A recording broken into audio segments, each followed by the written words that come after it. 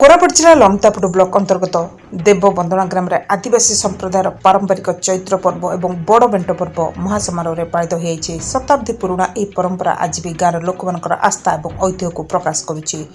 चैत्र मास अवसर में कोरापुट जिलार विभिन्न आदिवासी संप्रदाय निज निज पाट देवता पूजा अर्चना करते पर्व पालन कले चाषी मान क्षेत्र में भल फसल हुए बोली आदिवासी मान दृढ़ विश्वास रही पर्व को मंगल कामनार प्रतीक भाव में पालन कराए। पर्व 10 दिन धरी चली था। पर्व अवसर में देवबंदना ग्रामर पिला वृद्ध पर्यंत समस्त नूतन वस्त्र परिधान करते। सकाल पाट देवता निकट में पूजा करने समस्त एकत्रित हो गाँव साही और बस्ती मानक ढेमसा नृत्य कर आनंद उल्लास मग्न होता। पारंपरिक ढेमसा नृत्य और सांस्कृतिक रंग देखा आखपाख अंचल शताधिक लोक एठारे भिड़ जमाई था जहाँ गाँव पर्व को अधिक आकर्षण करए।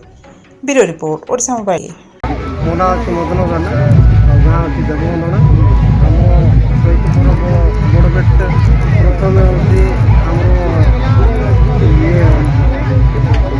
बिहन पकड़े बिहन पकड़ा